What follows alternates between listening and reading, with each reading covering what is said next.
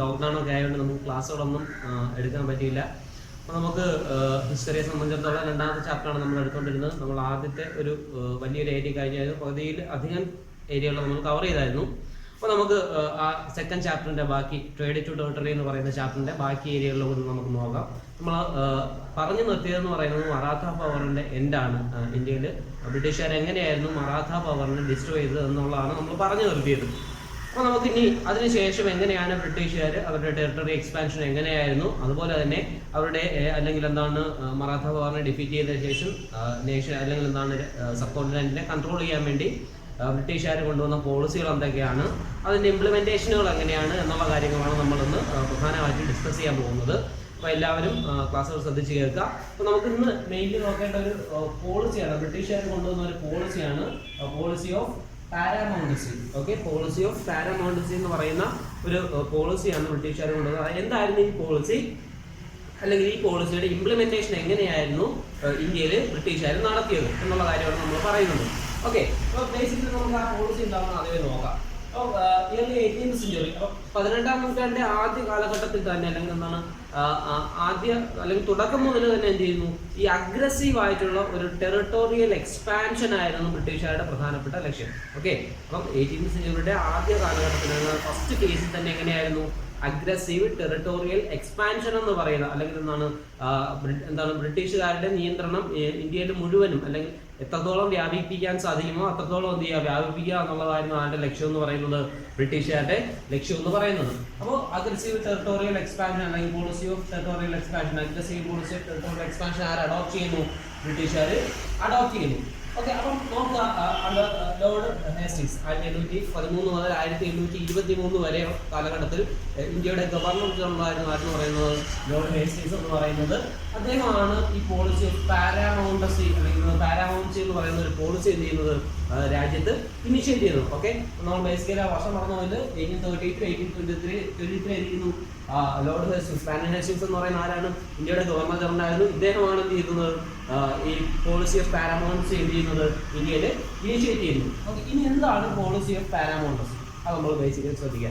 ഈ പാരാമൗണ്ട് എന്ന് പറയുന്ന വേർഡ് തന്നെ ഉണ്ട് അതിൻ്റെ ഒരു മീനിങ്. പാരാമൗണ്ട് എന്ന് പറഞ്ഞാൽ സുപ്രീം എന്നാണ് ആ വാക്കിന്റെ ഒരർത്ഥം. അതായത് ഈ പോളിസി ഓഫ് പാരാമൗണ്ടസി കൊണ്ട് അദ്ദേഹം അല്ലെങ്കിൽ എന്താണ് ബ്രിട്ടീഷുകാർ ഉദ്ദേശിച്ചതെന്ന് പറഞ്ഞാൽ ഈസ്റ്റ് ഇന്ത്യ കമ്പനിയുടെ പവർ നമുക്കറിയാം. ടെറിട്ടോറിയൽ എക്സ്പാൻഷൻ സംഭവിക്കണമെങ്കിൽ ഈസ്റ്റ് ഇന്ത്യ കമ്പനിക്ക് എന്ത് വേണം, പവർ വേണം. നമുക്ക് നവാബിനെ എല്ലാം ഡിഫീറ്റ് ചെയ്തതോടുകൂടി എന്താണ് ഈസ്റ്റ് ഇന്ത്യ കമ്പനിയുടെ പവർ എന്ന് പറയുന്നത് ഒരു സുപ്രീം ലെവലിലേക്ക് കടന്നു വരാൻ തുടങ്ങി. ആ സമയത്താണ് ഈ പോളിസി ഓഫ് പാരാമൗണ്ടസി എന്ന് പറയുന്ന ഒരു ഐഡിയ കൂടി കടന്നു വരുന്നത്. അപ്പം ഈ ഒരു പോളിസി കൊണ്ട് ഉദ്ദേശിക്കുന്നതെന്ന് വെച്ചാൽ the power of east India company is supreme than any other Indian state. ഏതൊരു ഇന്ത്യൻ സ്റ്റേറ്റിനേക്കാളും മുകളിലാണ് ആരുടെ പവർ എന്ന് പറയുന്നത്, ഈസ്റ്റ് ഇന്ത്യ കമ്പനിയുടെ പവർ എന്ന് പറയുന്നത്. ഓക്കെ, ഏതൊരു ഇന്ത്യൻ സ്റ്റേറ്റിനേക്കാൾ മുകളിലാണ് അല്ലെന്നാണ് company claimed that its authority is supreme than any other Indian state. ഏതൊരു ഇന്ത്യൻ സ്റ്റേറ്റിനേക്കാൾ മുകളിലാണ് ഈസ്റ്റ് ഇന്ത്യ കമ്പനിയുടെ പവർ. അതുകൊണ്ട് തന്നെ ഏതൊരു മേഖലയും കീഴടക്കുന്നതിനും അല്ലെങ്കിൽ എന്താണ് ഏതൊരു മേഖലയിലേക്കും ബ്രിട്ടീഷുകാർ കടന്നു ചെല്ലുന്നതിന് അവർക്കൊരു തടസ്സവുമില്ല.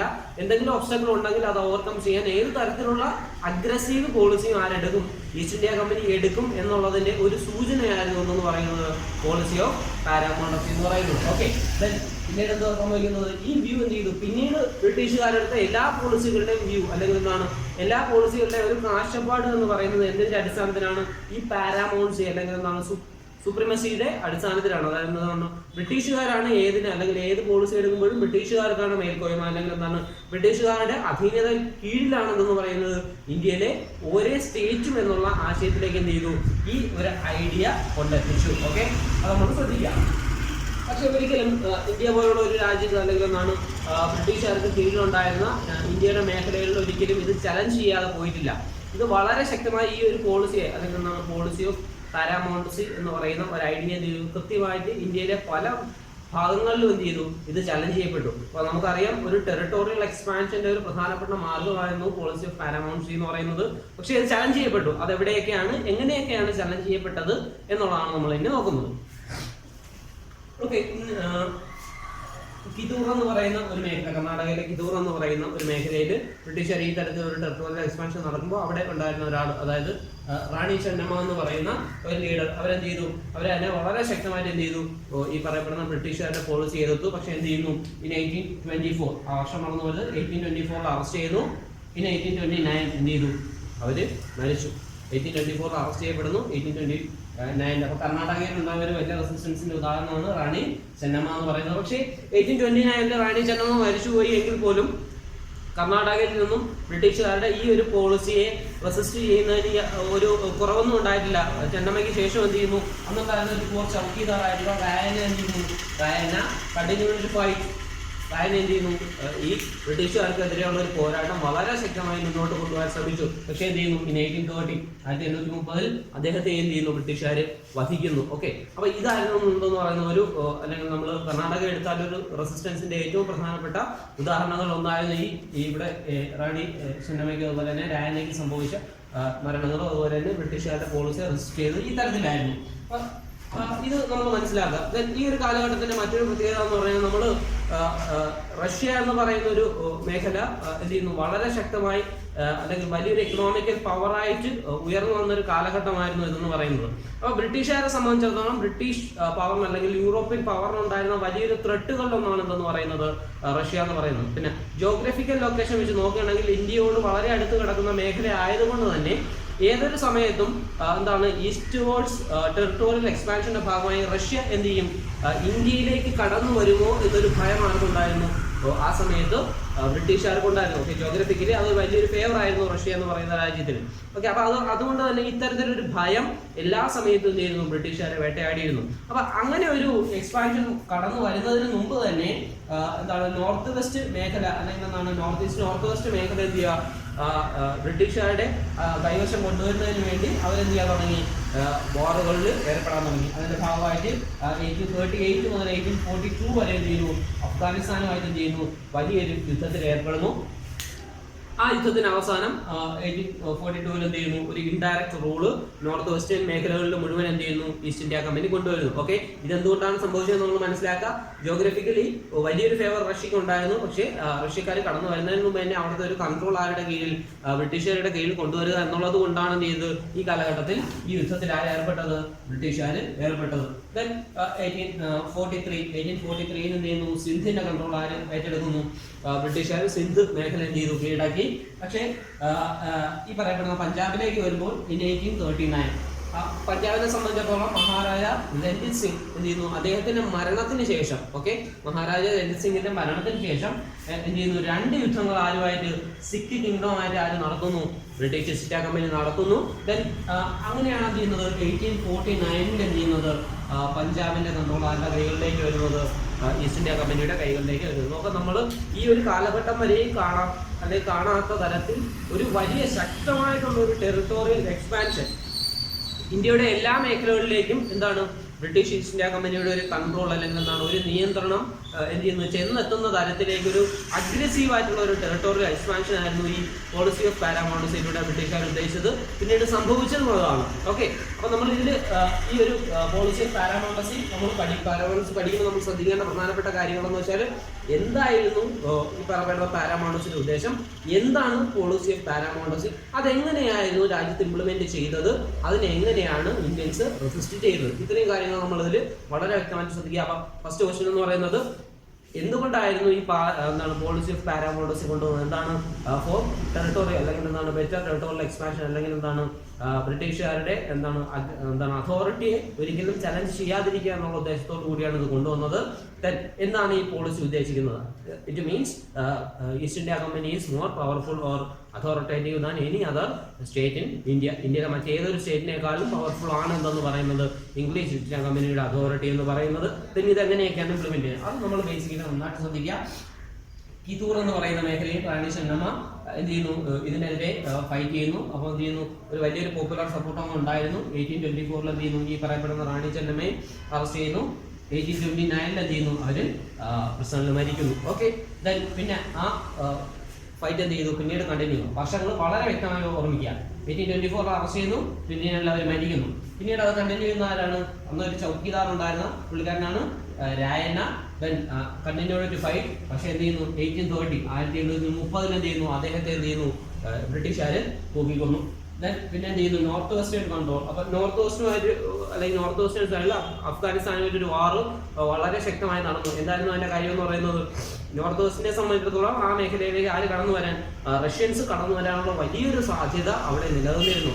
അപ്പൊ ഈ റഷ്യൻസ് കടന്നു വന്നു കഴിഞ്ഞാൽ ബ്രിട്ടീഷിന്റെ റഷ്യൻസ് എന്ന് പറഞ്ഞാൽ നമുക്ക് ഞാൻ നേരത്തെ പറഞ്ഞായിരുന്നു, അന്നുണ്ടാകുന്ന വലിയൊരു ഇക്കണോമിക് ആൻഡ് പൊളിറ്റിക്കൽ പവറാണ്, അല്ലെങ്കിൽ വലിയൊരു സാമ്പത്തിക രാഷ്ട്രീയ ശക്തിയായിട്ട് വളർന്നു വന്ന ഒരു രാജ്യമാണ്. അപ്പൊ റഷ്യൻസിന്റെ ഒരു കൺട്രോൾ വന്നു കഴിഞ്ഞാൽ ബ്രിട്ടീഷുകാർക്ക് പിന്നീട് ഇവിടെ ഒന്നും ചെയ്യാൻ സാധിക്കില്ല എന്ന് ഉറപ്പുള്ളതുകൊണ്ട് അതിന് മുമ്പ് തന്നെ ആ മേഖലയുടെ കൺട്രോൾ ഏറ്റെടുക്കുക, ബ്രിട്ടീഷ് ഏറ്റെടുക്കുക എന്നുള്ള ലക്ഷ്യത്തോടു കൂടിയാണ് അഫ്ഗാൻസുമായിട്ട് 1838 മുതൽ 1842 വരെ എന്ത് ചെയ്യുന്നത്, ഒരു യുദ്ധം നടക്കുന്നതും പിന്നീട് അവിടെ എന്ത് ചെയ്യുന്നത്, ഇൻഡയറക്റ്റ് കൺട്രോൾ ആര് കൊണ്ടുവരുന്നതും, ബ്രിട്ടീഷുകാർ കൊണ്ടുവരുന്നതും. ദെൻ 1843 വരുമ്പോൾ എന്താണ് സംഭവിക്കുന്നത്, സിന്ധ് മേഖലയുടെ കൺട്രോൾ ആര് ഏറ്റെടുക്കുന്നു, ഇംഗ്ലീഷ് ഈസ്റ്റ് ഇന്ത്യ കമ്പനി ഏറ്റെടുക്കുന്നു.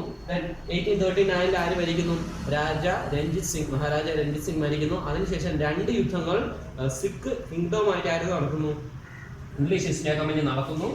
അതിനുശേഷം 1848 പഞ്ചാബ് എന്ത് ചെയ്തു, പഞ്ചാബിന്റെ കൺട്രോളും ആരുടെ കയ്യിലേക്ക് വരുന്നു, ഈസ്റ്റ് ഇന്ത്യ കമ്പനിയുടെ കൈകളിലേക്ക് വരുന്നു. സോ ഇങ്ങനെയാണ്, അല്ലെങ്കിൽ ഈ തരത്തിലാണ് പോളിസി ഓഫ് പാരാമൗണ്ടസി ആര് നടപ്പിലാക്കിയത്, ഈസ്റ്റ് ഇന്ത്യ കമ്പനി നടപ്പിലാക്കിയത്. അപ്പൊ ഞാൻ പറഞ്ഞ ക്വസ്റ്റ്യനുകളെല്ലാം ഓർമ്മിക്കുക.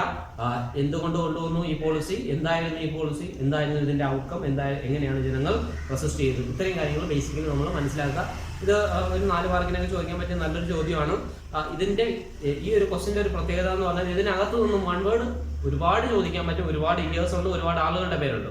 അപ്പൊ അതുകൊണ്ട് തന്നെ ഇയേഴ്സും ആളുകളുടെ പേരും വളരെ വ്യക്തമായിട്ട് എഴുതിയിടുക, നോട്ട് ഡൗൺ ചെയ്യുക. സംശയങ്ങൾ എന്തെങ്കിലും ഉണ്ടെങ്കിൽ ചോദിക്കും. ഓക്കെ, അപ്പോൾ നമ്മൾ പോളിസി ഓഫ് പാരാമൗണ്ടസി പറഞ്ഞു. അപ്പോൾ അതിലൂടെ എങ്ങനെയാണ് territorial expansion east India company അല്ലെങ്കിൽ ബ്രിട്ടീഷുകാർ സാധ്യമാക്കിയതെന്ന് നമ്മൾ പറഞ്ഞു. ഇനി നമുക്ക് തൊട്ടടുത്ത ഒരു പോളിസി ആയിട്ടുള്ള ഡോക്ട്രിൻ ഓഫ് ലാപ്സ്, എന്താണ് ഡോക്ട്രിൻ ഓഫ് ലാപ്സ് എന്നും എങ്ങനെയായിരുന്നു ഈ ഡോക്ട്രിൻ ഓഫ് ലാപ്സിന്റെ ഇംപ്ലിമെന്റേഷൻ സാധ്യമായതെന്നും നമുക്കിന്ന് നോക്കാം. അപ്പോൾ എന്തായിരുന്നു ഡോക്ട്രിൻ ഓഫ് ലാപ്സ് എന്ന് പറയുന്നത്? It was actually the final way of annexation, അതായത് ബ്രിട്ടീഷ് ഈസ്റ്റ് ഇന്ത്യ കമ്പനിയുടെ ഫൈനൽ വേ ഓഫ് അനക്സേഷൻ സാധ്യമാക്കിയ ഒരു പോളിസിയാണ് ഡോക്ട്രിൻ ഓഫ് ലാപ്സ് എന്ന് പറയുന്നത്. It was implemented by lord Dalhousie 1848 to 1856. 1848 വരെ 1856 വരെയാണ് അദ്ദേഹം പവറിലുണ്ടായിരുന്നത്. അപ്പം ഈ പറയപ്പെടുന്ന ഡൽഹൌസി എന്ത് ചെയ്യുന്നു, അദ്ദേഹത്തിന്റെ നേതൃത്വത്തിലാണ് ഈ ഡോക്ട്രിൻ ഓഫ് ലാപ്സ് എന്ന് പറയുന്ന ഐഡിയ എന്ത് ചെയ്ത് ഇന്ത്യയിൽ എന്ത് ചെയ്യുന്നത്, ഇംപ്ലിമെന്റ് ചെയ്യുന്നത്. ഇനി എന്തായിരുന്നു ഡോക്ട്രിൻ ഓഫ് ലാപ്സ് എന്ന് പറയുന്നത്? ആ വേർഡിൽ തന്നെ, ലാപ്സ് എന്ന് പറയുന്ന വേർഡിൽ തന്നെ എന്താ, നഷ്ടമാകുക എന്ന് പറയുന്ന ഒരു അർത്ഥമാണ്. അപ്പം ഈ ഡോക്ട്രിൻ ഓഫ് ലാപ്സ് ഉദ്ദേശിക്കുന്നത് if any Indian ruler died without a male heir, അതായത് എന്താണ്, ഒരു തലമുറയ്ക്ക് ശേഷം വരുന്ന അടുത്ത തലമുറയിൽ മെയിൽ ഹെയർ അല്ലെങ്കിൽ മകൻ ഇല്ലാത്ത അവസ്ഥ, അല്ലെങ്കിൽ അധികാരം ഏറ്റെടുക്കാൻ മകൻ ഇല്ലാത്ത അവസ്ഥ, മെയിൽ ഹെയർ ഇല്ലാത്ത പുരുഷ സന്തതി ഇല്ലാത്ത ഒരവസ്ഥ വരികയാണെങ്കിൽ ആ ഭൂമി ആര് ഏറ്റെടുക്കും? East India company. അല്ലെങ്കിൽ ആ ഭൂമി ആർക്ക് നഷ്ടമാകും? കിങ്ഡത്തിന് നഷ്ടമാകും, അല്ലെങ്കിൽ ഭരിക്കുന്ന വ്യക്തിക്ക് എന്ത് ചെയ്യും, അല്ലെങ്കിൽ ആ ഡൈനാസ്റ്റിക്ക് എന്ത് ചെയ്യും, അല്ലെങ്കിൽ ആ കിങ്ഡത്തിന് എന്ത് ചെയ്യും, ആ ഭൂമി എന്ത് ചെയ്യും, നഷ്ടമാകും, അല്ലെങ്കിൽ ആ കിങ്ഡം നഷ്ടമാകും. ഈ ഒരു പോളിസിയാണ്. അപ്പോൾ എന്താണ്, മെയിൽ ഹെയർ ഇല്ലാത്ത പല കിങ്ഡംസും എന്ത് ചെയ്യുന്നു, അല്ലെങ്കിൽ ആ ഭൂമേഖല എന്ത് ചെയ്യുന്നു, ലാൻഡ് ആരേറ്റെടുക്കുന്നു, വളരെ സിമ്പിളായിട്ട് ആരേറ്റെടുക്കുന്നു, ഈസ്റ്റ് ഇന്ത്യ കമ്പനി ഏറ്റെടുക്കുന്ന ഒരു അവസ്ഥ വന്നു. അപ്പോൾ ഈ ഒരു ഐഡിയ ആണ് എന്തെന്ന് പറയുന്നത് ഡോക്ട്രിൻ ഓഫ് ലാപ്സ് എന്ന് പറയുന്നത്. അതായത് അതിൽ കൃത്യമായിട്ട് പറയുന്നുണ്ട് എന്താണ്, the policy declared that if an Indian ruler died without a male hair, his kingdom would lapse. എന്താണ്, ഒരു മെയിൽ ഹെയർ ഇല്ലാതെ എന്താണ് ഒരു രാജാവ് മരിക്കുകയാണെങ്കിൽ ആ കിങ്ഡം ആരെ ഏറ്റെടുക്കും? ഈസ്റ്റ് ഇന്ത്യ കമ്പനിക്ക് ആ ഭൂമി, അല്ലെങ്കിൽ എന്താണ് ഈസ്റ്റ് ഇന്ത്യ കമ്പനിയുടെ ടെറിട്ടറിയുടെ ഭാഗമായിട്ട് എന്ത് മാറും?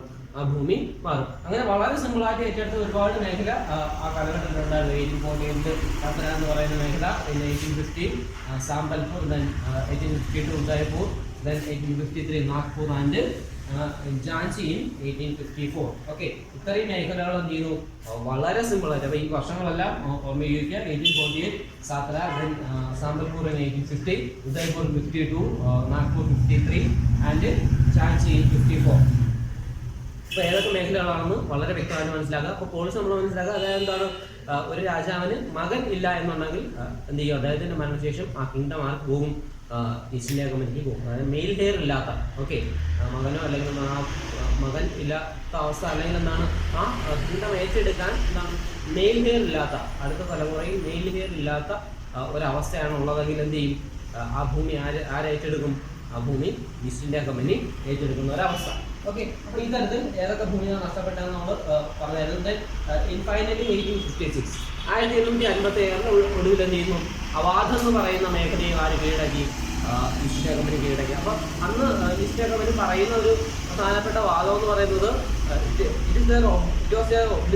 ഡ്യൂട്ടി എന്താണ്, ഇത് ആരുടെ, അവർക്ക് അല്ലെങ്കിൽ അവരിലേക്ക് ഏൽപ്പിക്കപ്പെട്ട ഒരു ഡ്യൂട്ടിയാണ്. കാരണം എന്താണ്, അവർ പറഞ്ഞ ഒരു പ്രധാനപ്പെട്ട വാദം എന്ന് പറഞ്ഞാൽ to set people free from the misgovernance of Nawab. നവാബിന്റെ ഒരു മിസ്ഗവേണൻസ് ഇല്ല, അല്ലെങ്കിൽ എന്താണ്, നവാബിന്റെ ഒരു മോശം ഭരണത്തിൽ നിന്നും അവിടുത്തെ ജനങ്ങളെ ഫ്രീ ആക്കുന്നതിന് വേണ്ടിയാണ് എന്ത് ചെയ്തത്, ബ്രിട്ടീഷുകാർ എവിടെ കീഴടക്കിയത്, അവാധ് കീഴടക്കിയത് എന്നായിരുന്നു ആരുടെ വാദം എന്ന് പറയുന്നത്, ഈസ്റ്റ് ഇന്ത്യ കമ്പനിയുടെ വാദം എന്ന് പറഞ്ഞത്. പക്ഷേ ഒരിക്കലും ടെക്നിക്കലി ആണെന്നല്ല, അല്ലെങ്കിൽ എന്താണ്, നമുക്ക് നോർമലി ചിന്തിക്കുമ്പോൾ നമുക്ക് മനസ്സിലാവും അങ്ങനെ ഒരിക്കലും സംഭവിക്കില്ല. കാരണം എന്താണ്, ഒരിക്കലും ബ്രിട്ടീഷുകാർ എന്തല്ല, ഇന്ത്യയിലുള്ള ആളുകളല്ല, അവരെന്താണ് ഔട്ട്സൈഡ് അതോറിറ്റിയാണ്. അവരൊരിക്കലും ഇന്ത്യയിലെ ജനങ്ങളെ ഫ്രീ ആകാനല്ല ഒരിക്കലും കടന്നു വരുന്നത്. അല്ലെങ്കിൽ ആ കാലഘട്ടം വരെ അവർ ചെയ്തിരുന്ന ഡ്യൂട്ടി എന്താണ്, അവരുടെ മദർലാൻഡിന്റെ ഡെവലപ്മെന്റ്, അല്ലെങ്കിൽ എന്താണ് അവരുടെ മദർലാൻഡിന്റെ ഡെവലപ്മെന്റിന് വേണ്ടിയുള്ള പോളിസികളായിരുന്നു അവരെല്ലാ കാലഘട്ടത്തിലും അല്ലെങ്കിൽ എല്ലാ പോളിസികളിലൂടെയും അവർ ഉദ്ദേശിച്ചത്.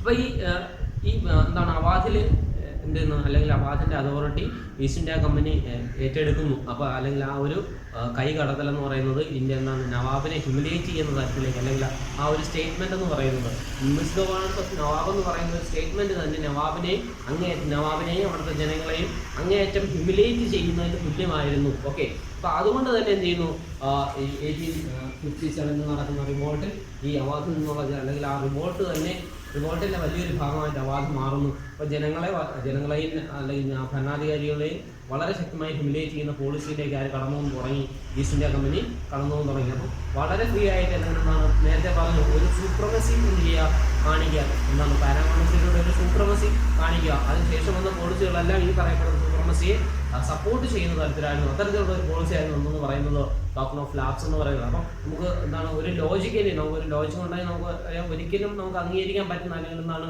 ആർക്കും അംഗീകരിക്കാൻ പറ്റുന്ന ഒരു നയമായിരുന്നില്ല ഡോക്ട്രിൻ ഓഫ് ലാപ്സ് എന്ന് പറയുന്നത് ഇന്ത്യക്കാരെ സംബന്ധിച്ചിടത്തോളം. കാരണം പിറക്കുന്നത് മകനോ അല്ലെങ്കിൽ എന്താണ് തൊട്ടടുത്ത ഹെയർ എന്ന് പറയുന്ന ഒരു പെൺകുട്ടിയാണെങ്കിൽ എന്ത് ചെയ്യുന്നു, ഭൂമി അല്ലെങ്കിൽ ആ കിങ്ഡം എന്താണ് ആ മേഖല തന്നെ എന്ത് ചെയ്യുന്നു, രാജ്യമേഖല തന്നെ എന്ത് ചെയ്യുന്നു, ഒരു ഭരണാധികാരിക്ക് അല്ലെങ്കിൽ ഒരു ഗ്രൂപ്പിന് എന്ത് ചെയ്യുന്നു, നഷ്ടമാകുന്നു. ജനങ്ങൾക്കും അല്ലെങ്കിൽ ഭരണാധികാരിക്കും ആ മേഖല തന്നെ നഷ്ടമാകുന്ന ഒരവസ്ഥ.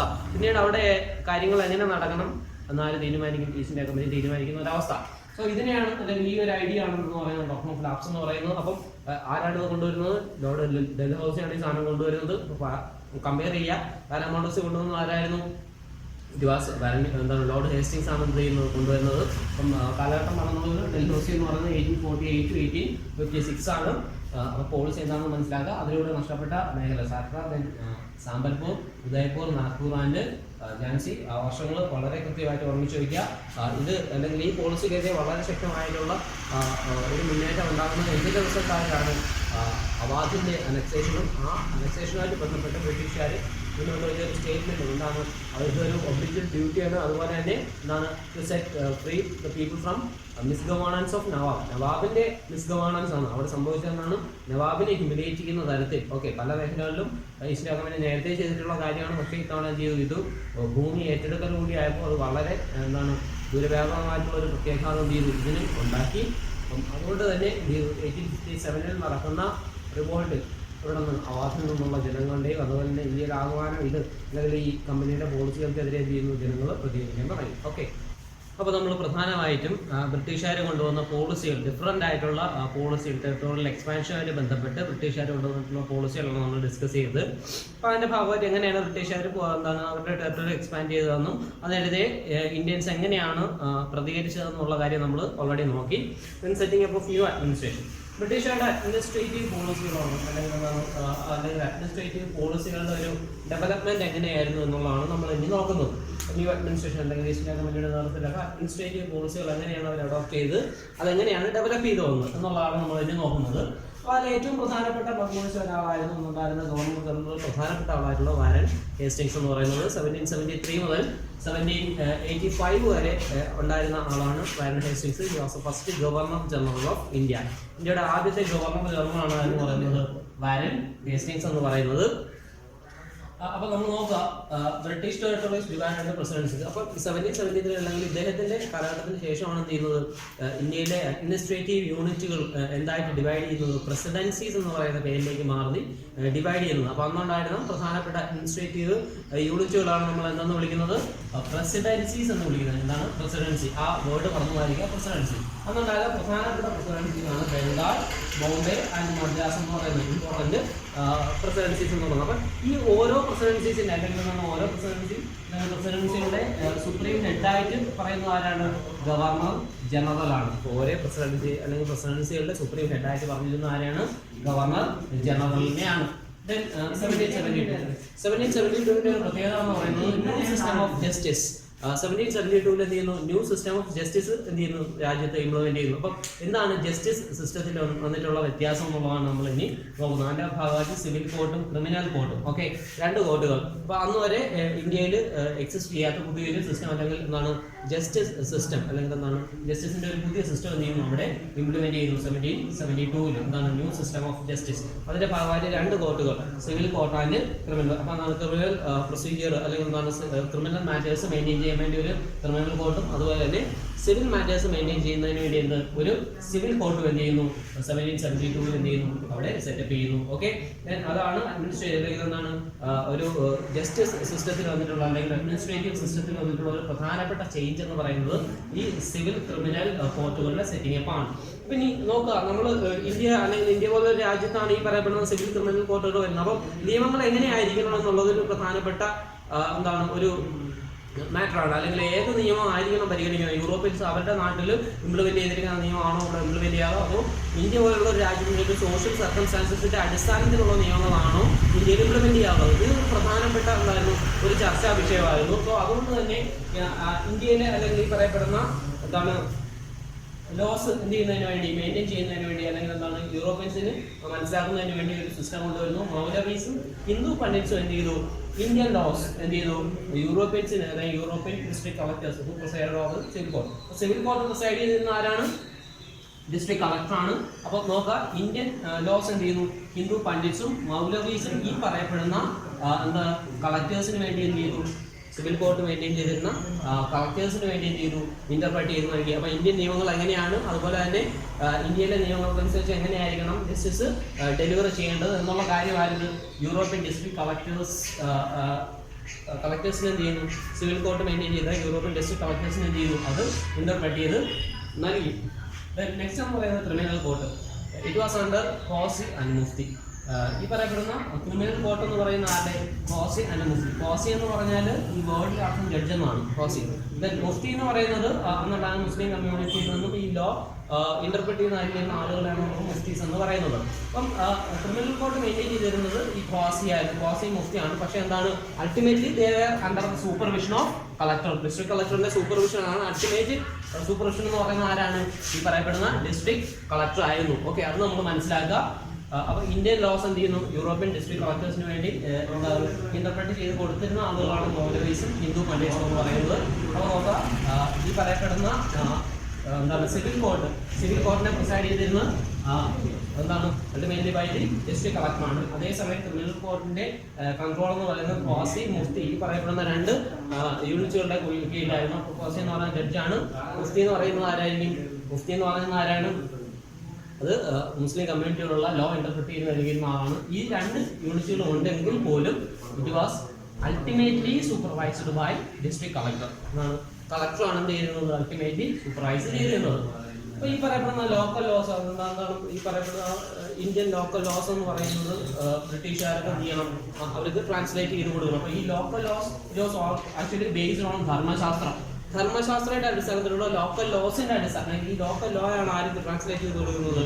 ഇംഗ്ലീഷ് ഇത് എന്താണ് ഈസ്റ്റ് അല്ലെങ്കിൽ എന്താണ് ഇംഗ്ലീഷുകാർക്ക് അല്ലെങ്കിൽ ഈ പറയപ്പെടുന്ന എന്താണ് ജസ്റ്റിസ് സിസ്റ്റം ഡെലിവറി ചെയ്യാതിരിക്കുന്ന കളക്ടേഴ്സിന് അതുപോലെ തന്നെ എന്താണ് അതുപോലുള്ള ആളുകൾക്ക് എന്ത് ചെയ്യുന്നത് ട്രാൻസ്ലേറ്റ് ചെയ്ത് കൊടുക്കുന്നത്. അപ്പൊ ഈ ധർമ്മശാസ്ത്ര 1775 എന്ത് ചെയ്യുന്നു 11 പണ്ഡിറ്റ്സ് എന്താണ് പണ്ഡിറ്റ്സ് എന്ത് ചെയ്യുന്നു ഹിന്ദു ലോ എന്ത് ചെയ്തു ഈ പറയപ്പെടുന്ന ഇംഗ്ലീഷ് അല്ലെങ്കിൽ യൂറോപ്യൻ ജഡ്ജസിന് വേണ്ടി എന്ത് ചെയ്തു അവര് ഇന്റർപ്രറ്റ് ചെയ്ത് കൊടുത്തു. NB ഹാൽഹഡ് എന്ത് ചെയ്തു അത് പിന്നീട് ഇംഗ്ലീഷിലേക്ക് എന്ത് ചെയ്തു അത് ട്രാൻസ്ലേറ്റ് ഇന്ത്യൻ ലോസ് എന്താണെന്നുള്ളത് ഹാൽഹഡ് എന്ത് ചെയ്യുന്നു ഇംഗ്ലീഷിലേക്ക് ട്രാൻസ്ലേറ്റ് ചെയ്ത് കൊടുക്കുന്നു. 1778 എന്ത് ചെയ്യുന്നു മുസ്ലിം ലോസ് എന്ത് ചെയ്യുന്നു കുറേയധികം മൗലവികളുണ്ടെന്ന് പറയുന്നത് ഈ മുസ്ലിം ലോസും എന്ത് ചെയ്തു അഡ്മിനിസ്ട്രേഷൻ്റെ അല്ലെങ്കിൽ അഡ്മിനിസ്ട്രേഷൻ കുറച്ചുകൂടി വിസിബിൾ ആകുന്നതിന് വേണ്ടി അതെന്ത് ചെയ്യുന്നു ട്രാൻസ്ലേറ്റ് ചെയ്ത് നൽകുന്നു. ഓക്കെ, അപ്പോൾ ഇതാണെന്ന് പറയുന്നത് ഒരു പ്രധാനപ്പെട്ട ചേഞ്ചസ് അല്ലെങ്കിൽ എന്താണ് ഈ അഡ്മിനിസ്ട്രേറ്റീവ് സിസ്റ്റമായിട്ട് ബന്ധപ്പെട്ട് വരുന്ന പ്രധാനപ്പെട്ട ഒരു എന്താണ് ചേഞ്ചസ് എന്ന് പറയുന്ന ആ കാലഘട്ടത്തിൽ വന്ന ഇതാണ്. അപ്പോൾ അത് നമ്മൾ ബേസിക്കലി മനസ്സിലാക്കുന്നത് 1773 to 1785 ഈ പറയുന്ന മാനുവൽ ഹേസ്റ്റിംഗ്സ് കാലഘട്ടത്തിലാണ് വലിയ ചേഞ്ചസ് വന്നത്. പക്ഷേ 1772 തന്നെ ന്യൂ സിസ്റ്റം ഓഫ് ജസ്റ്റിസ് വരുന്നു, സിവിൽ കോർട്ടും ക്രിമിനൽ കോർട്ടും വരുന്നു. അതിന് മുമ്പ് തന്നെ എന്ത് ചെയ്യുന്നു പ്രസിഡൻസീസ് ആയിട്ട് എന്ത് ചെയ്യുന്നു രാജ്യത്തെ ഡിവൈഡ് ചെയ്യുന്നു. എന്താണ് ബോംബെ, മദ്രാസ്, അതുപോലെ തന്നെ ബംഗാൾ, ഇതാണ് പ്രധാനപ്പെട്ട പ്രസിഡൻസി എന്ന് പറയുന്നത്.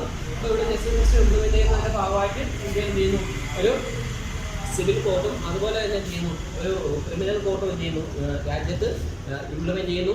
അപ്പോൾ സിവിൽ കോർട്ടിനെ നമ്മൾ പ്രധാനമായിട്ടും പറയുന്നത് ഫൗജ്ദാരി ദിവാനി അദാലത്തെന്നും അതുപോലെ തന്നെ ക്രിമിനൽ കോർട്ടിനെ നമ്മൾ പ്രധാനമായിട്ടും പറയുന്നത് ഫൗജ്ദാരി അദാലത്തെന്നും സിവിൽ കോർട്ടിനെ ദിവാനി അദാലത്തെന്നുമാണ്.